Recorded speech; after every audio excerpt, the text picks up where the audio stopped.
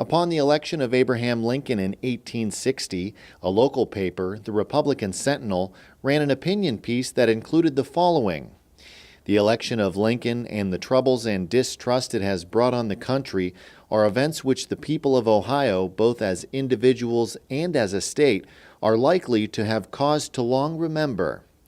Such strongly worded opinion pieces were not uncommon at the time, says Tracy Manning, who is the curator of education at the Mahoning Valley Historical Society. One of the big differences is that newspapers back then were not trying to hide their political bias.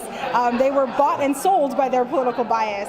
So we definitely had conflicting newspapers. How those newspapers reported on the Civil War was part of a lecture Manning gave recently at the Tyler History Center in Youngstown. A lot of the reports coming in are coming as telegraph dispatches, and those are coming from larger cities or from the war front itself. Those are pretty much verbatim, newspaper to newspaper. It's going to be the opinion piece after it that'll change from paper to paper. In the early 1860s, the Mahoning Valley was home to 4 newspapers, all published weekly.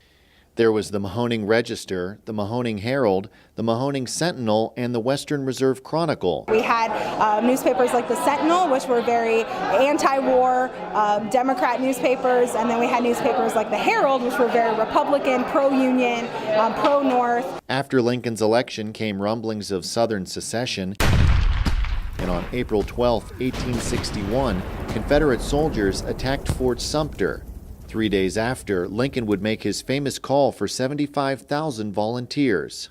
Once the soldiers were raised, Ohio Governor William Dennison Jr. addressed them near Columbus in a speech that was covered by the papers. "I have no doubt of your determination, true Ohioans and true soldiers.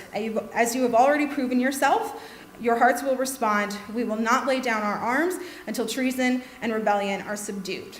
A story published in the Mahoning Herald that May reports on a meeting held at the courthouse in Canfield. $15,234 were raised in support of war efforts that evening. Now, calculating for inflation, that's over $434,000 in today's money.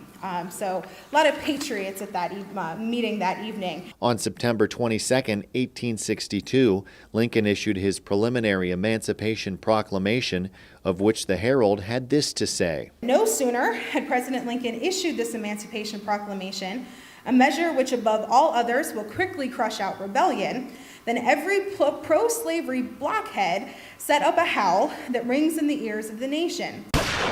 Perhaps the biggest turning point in the war came in July of 1863 with the fall of Vicksburg and the defeat of Robert E. Lee's army at Gettysburg. Now, according to the Mahoning Weekly Register, Southern newspapers, specifically in Richmond, Virginia, reported the following in the summer of 1863, that the Battle of Gettysburg was a complete rout of the Union forces, and that General Meade was retreating towards Baltimore, and Lee was in hot pursuit, that Lee captured 40,000 prisoners and only lost 4,000, and that Grant was defeated by the Confederate forces at Vicksburg, and his whole army was cut into pieces.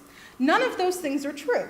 On April 9, 1865, Lee surrendered at Appomattox, all but bringing the war to an end. Less than a week later, Lincoln was assassinated.